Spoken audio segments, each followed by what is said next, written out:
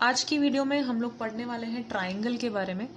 जानेंगे उसका area, perimeter कैसे निकाला जाता है और कैसे एक ट्राइंगल का एरिया का कॉन्सेप्ट जो है रेक्टेंगल और पैरेललोग्राम के एरिया से रिलेटेड है।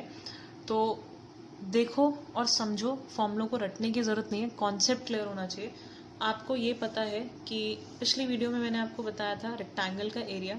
तो रेक्टेंगल का एरिया होता है, अगर ये आपकी ब्रेड्थ है और ये लेंथ है तो area is length into breadth.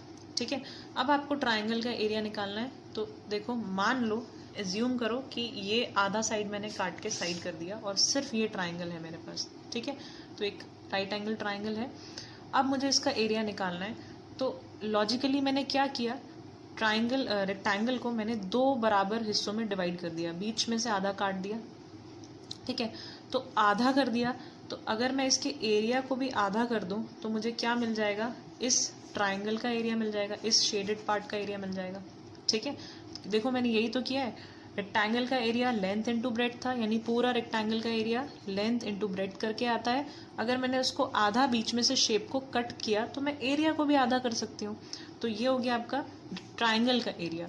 तो एरिया ऑफ ट्राइंगल, यहाँ से मुझे क्या समझ आया, एरिया ऑफ ट्राइंगल होता है half into L into B. अब एल और बी हम ट्राइंगल में नहीं बोलते, ट्राइंगल में ये दोनों जो सिंबल्स हैं ये चेंज हो जाते हैं।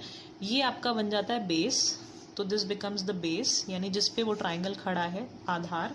और ये आपका बन जाता है हाइट, ट्राइंगल की हाइट, तो बी बिकम्स एच। तो हम इसको बोलते हैं half into base into height. तो रटने की जरूरत नहीं है, कॉन्सेप्ट क्लियर करो। ट्राइंगल क्या होता है, रेक्टेंगल का आधा।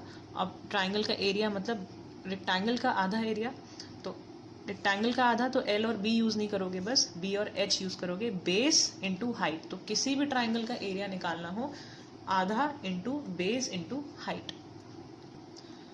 अब आते हैं पेरीमीटर पे। पेरीमीटर क्या होता है, अगर ट्राइंगल है उसका पेरीमीटर मुझे निकालना है। तो पेरीमीटर का मतलब है तीनों साइड्स का सम, जितनी भी साइड्स हैं उसका सम। तो इन तीनों को अगर आप प्लस कर दोगे, मान लो ये आपका ए, ये आपका बी और ये सी, तीनों अलग अलग भी हो सकते हैं, इक्वल भी हो सकते हैं, कोई भी ट्राइंगल हो सकता है। ये सब में यही फॉर्मूला अप्लाई होगा। पेरीमीटर का मतलब तीनों साइड्स का सम। तो A plus B plus C is the area of perimeter, और जिसमें ए बी और सी क्या है, इसकी तीनों साइड्स हैं। तो ये कुछ भी हो सकती है। देखो, अगर इक्विलेटरल ट्राइंगल है यानी तीनों साइड इक्वल है, ठीक है, तो मैं इस साइड को अगर ए बोल रही हूँ तो ये भी ए होगी और ये भी ए होगी, तो इसका पेरीमीटर होगा 3a या a प्लस ए, कुछ भी लिख लो, किसी भी तरह से लिख लो। आइसोसेलेस है तो a प्लस बी। ठीक है, एक साइड आइसोसेलेस में दो साइड इक्वल होती है, तो इन दोनों को a लिख सकते हैं, इसको b लिखूंगी। ठीक है, तो पेरीमीटर क्या हो जाएगा, a प्लस बी, तो यानी 2a प्लस बी।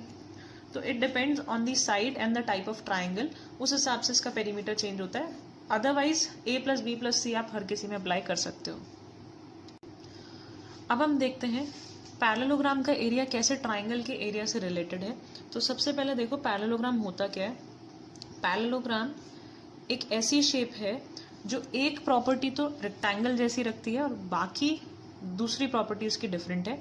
जैसे उसकी साइड, अपोजिट साइड इक्वल जरूर होती हैं, यानी ये साइड इसके इक्वल, ये साइड इसके इक्वल, लेकिन जो रेक्टेंगल में ये एंगल सारे 90 होते हैं ना, ये एंगल 90 नहीं होते। ठीक है, थोड़ा सा टिल्टेड होती है फिगर, हल्की सी ऐसे। बस डिफरेंस क्या है, इसकी दोनों साइड आपस में अपोजिट साइड्स पैरेलल होती हैं, यानी अगर आप इनको एक्सटेंड करोगे तो ये कहीं पे मिलेंगी नहीं, पैरेलल है, बिल्कुल सीधी। ऐसे ये वाली साइड भी पैरेलल है। ठीक है, बस एंगल 90 डिग्री नहीं होता है, ये डिफरेंस है रेक्टेंगल और पैरेललोग्राम में। अब आपको इसका एरिया निकालना है, तो कैसे निकालोगे, फिर से हम इसको डिवाइड करते हैं समझने के लिए, हाफ में इसकी डायगोनल बनाते हैं। तो अब आपको देखना है, यहाँ पे देखो ये रेक्टेंगल है, इसकी अगर मैं बात करूं तो इसका एरिया क्या होगा, हाफ।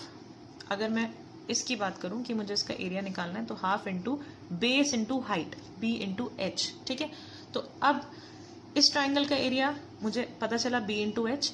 अब मैं वापस से पूरे इसी का डबल कर दूंगी। ठीक है, डबल कर रही हूँ, पूरे पैरेललोग्राम का एरिया निकालनी हूँ, तो मैं इस हाफ को हटा दूंगी, राइट, क्योंकि मुझे डबल चाहिए, ये भी चाहिए, ये भी चाहिए। तो बी इंटू एच क्या हो गया आपका, पैरेललोग्राम का एरिया। तो याद रखना, रेक्टेंगल में हमने हाफ किया था ट्राइंगल का एरिया निकालने के लिए, और पैरेललोग्राम के एरिया में हमने उसका डबल किया, तो यानी हाफ को हटा दिया, बिकॉज मुझे पूरा एरिया चाहिए। ठीक है, सेम ही कॉन्सेप्ट है।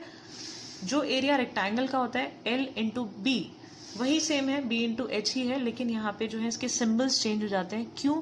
क्योंकि पैरेललोग्राम में आपका बेस होता है, बेस, और उसकी हाइट होती है, ठीक है, कितना वो ऊंचा है उसको मल्टीप्लाई करते हैं, क्योंकि थोड़ा सा टिल्टेड होता है। इसमें भी कर तो हम बेस इनटू हाइट ही रहे हैं, लेकिन इसमें हाइट सीधी है बिल्कुल, इसलिए उस जो ब्रेड्थ है वही आपकी हाइट ही हो जाती है, ठीक है। ये देखो, ये लेंथ है, उसको हाइट के साथ मल्टीप्लाई कर रहे हैं, तो रेक्टेंगल की हाइट सीधी होती है, इसीलिए यही परपेंडिकुलर है और यही आपका ब्रेड्थ है और यही आपकी हाइट है। लेकिन पैरेललोग्राम के केस में ब्रेड जो है थोड़ी सी टिल्टेड है, तो हम इसकी हाइट बिल्कुल परपेंडिकुलर लेते हैं और फिर एरिया निकालते हैं। तो ये थोड़ा सा डिफरेंस है वही कॉन्सेप्ट, लेंथ इनटू ब्रेड्थ वाला। अब एक क्वेश्चन देख लेते हैं इससे रिलेटेड।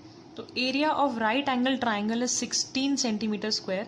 मैंने थोड़ा सा कॉम्प्लिकेटेड क्वेश्चन इसलिए लिया है क्योंकि इसके जो पेरीमीटर और एरिया के कॉन्सेप्ट्स हैं, क्वेश्चंस हैं, वो बहुत ही इजी हैं, बेसिक जो क्वेश्चन हैं। थोड़ा सा कॉम्प्लिकेटेड कराऊंगी, यहाँ आपको एरिया का कॉन्सेप्ट भी समझ आ जाएगा। तो लाइन पढ़ते जाना है और अपने नोट्स बनाते जाना है। Area of right angle triangle, तो राइट एंगल ट्राइंगल है, तो सबसे पहले एक राइट एंगल ट्राइंगल क्रिएट कर लेते हैं, ठीक है। इज 16, तो एरिया दिया हुआ है इसका 16 centimetre square. Find the length of A B and B C, तो ए बी सी इसको नाम दे दो, ए बी सी। तो ए बी और बी सी की लेंथ निकालनी है। If one leg of the triangle, leg का मतलब साइड ही है, one side of the triangle is twice the other, तो मान लो एक साइड आपको बोला गया है, जो निकालना होता है उसको एक्स, इन दोनों में से किसी भी चीज को एक्स मान लो। तो लेट्स सपोज मैं इसको एक्स मान लेती हूँ, तो ये ट्वाइस है तो दूसरी 2x हो जाएगी, ठीक है। लास्ट लाइन पढ़ी मैंने, if one leg of a triangle is twice the other, तो एक x है। अब इसको x क्यों माना? क्योंकि मुझे इसकी वैल्यू फाइंड करनी थी, तो ये x है, दूसरी क्या हो गई 2x। अब अपना कॉन्सेप्ट लगाते हैं। एरिया का फॉर्मूला क्या होता है? Area is half into base into height. Half as it is रहेगा, एरिया 16 है, बेस इंटू हाइट। बेस क्या है?